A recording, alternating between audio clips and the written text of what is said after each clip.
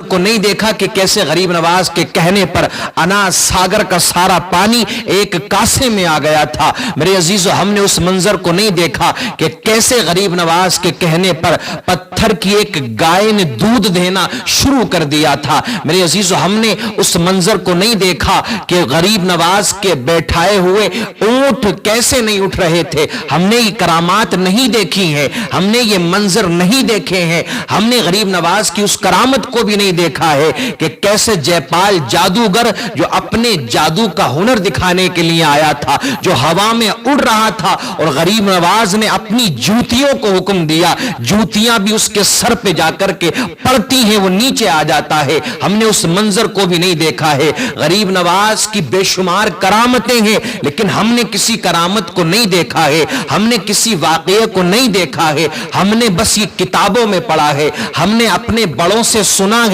لیکن نہ دیکھنے کا مطلب ہرگز یہ نہیں ہے کہ ہمیں غریب نواز پر یقین نہیں، ہم غریب نواز کی کرامتوں کو نہیں مانتے ہیں۔ میرے عزیزو، ایسا ہرگز نہیں ہے، ہم ان تمام کرامات کو مانتے ہیں، نہ دیکھنا الگ ہے، لیکن ہمارا ایمان ہے، ہمارا عقیدہ ہے، ہماری سوچ یہ ہے، ہم عاشق غریب نواز یہ مانتے ہیں کہ یہ ساری کرامتوں کا ظہور غریب نواز سے ہوا ہے۔ لیکن آؤ آج ہم افسوس کیوں کریں، آج ہم پریشان کیوں ہوں، آج جب غریب نواز کے مزار اقدس کو توڑنے کی بات ہو رہی ہے، آج کچھ شرپسند لوگ غریب نواز کے مزار کو توڑ کر کے مندر بنانے کی باتیں کر رہے ہیں، آج کچھ فتنہ پھیلانے والے لوگ مزار غریب نواز کو مٹانے کی باتیں کر رہے ہیں، تو مسلمانوں ہمیں پریشان ہونے کی ضرورت نہیں ہے، ہمیں مایوس ہونے کی ضرورت نہیں ہے۔ جب ہمارا یقین ہے، ہمارا ایمان ہے کہ غریب نواز کے پاس پاور ہے، اللہ نے اختیارات عطا فرما رکھے ہیں، تو جب میرے غریب نواز کی جوتیاں جے پال جادوگر کے سر سے جادو کا بھوت اتار سکتی ہے، تو میرے غریب نواز ان شرپسندوں کو بھی سبق سکھا سکتے ہیں۔ یہ ہمارا ایمان ہے، یہ ہمارا عقیدہ ہے۔ پختہ ایمان والے بنو، مضبوط ایمان والے بنو۔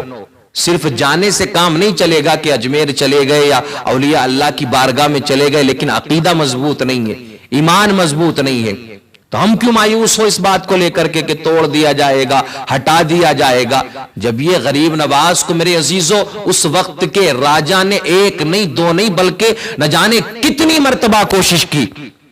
کہ یہاں سے ان کو بھگا دیا جائے، کبھی اونٹ بھیجا، کبھی ہاتھی کو بھیجا، پاگل ہاتھی کو، کہ غریب نواز کو پاگل ہاتھی کے پیروں کے نیچے دبا دیا جائے، لیکن وہ قریب ہی آیا تھا، میرے غریب نواز نے زمین سے مٹی کو اٹھایا اور اس کے اوپر پھینکا اور وہ ہاتھی وہیں رک جاتا ہے۔ بے شمار مرتبہ پرتھوی راج چوہان نے کوششیں کی تھی، اور غریب نواز کے اجمیر آنے سے پہلے پرتھوی راج چوہان کی ماں نے خواب دیکھا تھا کہ ہاں اجمیر کی دھرتی پر ایک مسلم فقیر آئے گا، ایک مسلمان فقیر آئے گا کہ جو پورے علاقے پر قبضہ کر لے گا، کہ جس کے آگے ساری طاقتیں ختم ہو جائیں گی، جس کے آگے کسی جادوگر کا جادو نہیں چلے گا، کسی پنڈت کا منتر نہیں چلے گا،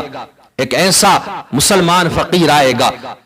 تو اس ماں نے اپنے بیٹے پرتھوی راج چوہان کو یہ نصیحت کی تھی، یہ سمجھایا تھا کہ بیٹے میں رہوں نہ رہوں، لیکن تو اس فقیر سے نہ ٹکرانا، اس فقیر سے مقابلہ نہ کرنا،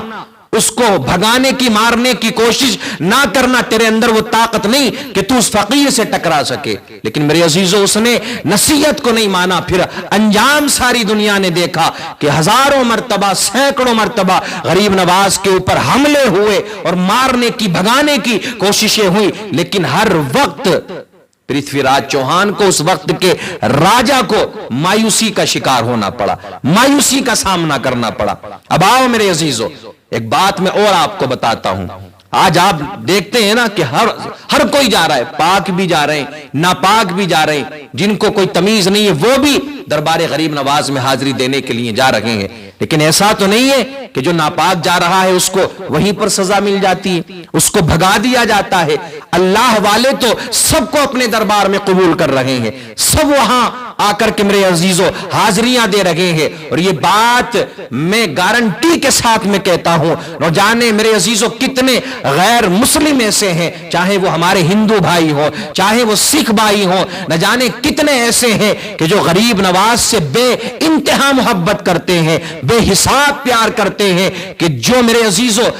चाहे कहीं जाए या ना जाए, लेकिन महीने में एक मर्तबा जरूर गरीब नवाज के दरबार में हाजिरी देते हैं। क्यों? वजह क्या है? क्योंकि उनमें से कोई ऐसा है जो बे औलाद था और गरीब नवाज के दरबार में आया, अपने माथे को टेका, तो गरीब नवाज के दरबार में आकर जब उसने अपने माथे को टेका तो फिर उसको औलाद मिल गई, वो औलाद वाला बन गया। कोई बीमार आया तो उसको शिफा मिल गई, कोई मुसीबत ज़दा आया तो उसकी मुसीबतों को अल्लाह ने गरीब नवाज के सदक़े में दूर कर दिया। अब कितने ऐसे हैं कि जिनको वहां से शिफा मिल रही है, औलाद मिल रही है। मैं बात मुसलमानों की नहीं कर रहा हूं।